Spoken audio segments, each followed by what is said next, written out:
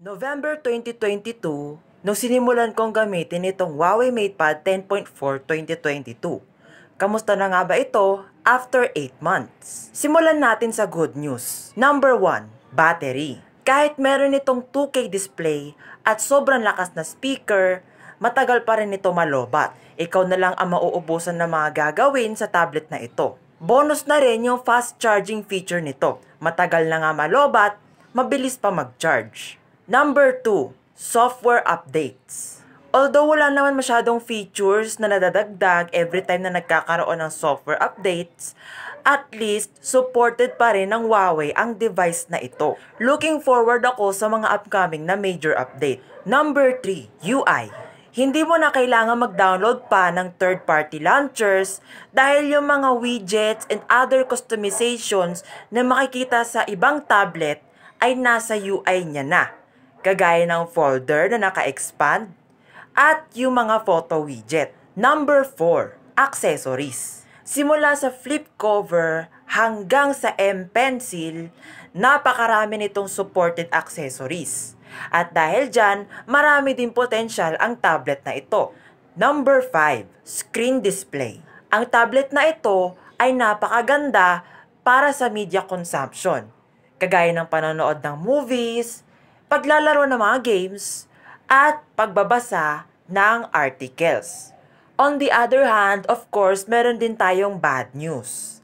Number 1, performance. Ang Huawei MatePad 10.4 2022 ay meron lamang Kirin 710A na processor at 4 GB of RAM. Hindi ito magandang panglaro ng heavy games kagaya ng Genshin Impact o kaya naman yung mga demanding emulator kagaya ng Yuzu, Vita 3K, or even Dolphin emulator. Pagdating naman sa video editing, kakarag-karag na ito kapag marami na kayo nilagay na effects and transitions. Dahil dyan, hindi nyo na mapipreview ang ini-edit nyo ng maayos. Bukod sa gaming and editing, mabagal na ito mag-close ng application minsan. At madalas na rin ang stutters. Number 2, no Google services. Alam naman natin na kahit mayroong mga pasikot-sikot na gagawin para ma-access natin ang Google sa mga Huawei device, hindi pa rin ito matutumbasan ang convenience na binibigay sa atin ng mga device na meron talagang Google services. Number 3, price and after sales. Ang presyo nito sa mall including the Magic Keyboard ay 18,990 pesos. Katumbas niya na si Xiaomi Pad 5. And honestly, mas sulit pa yon kumpara dito sa Huawei MatePad. Considering the fact na yung price niya ay pang mid-range na, pero ang specs ay pang budget device lang. Also, knowing na marami ang compatible na accessories para sa device na ito, yun nga lang, may kamahalan ang mga accessories na yon. Lalo na kung sa Huawei galing. Okay, so gusto ko rin idagdag yung nangyari sa tablet na ito. Noong January kasi, nabasa itong device sa loob ng bag ng medyo may katagalan. Kasama na nun yung tumbler na naglilik yung tubig. Ang nangyari ay naging garalgal ang speaker niya.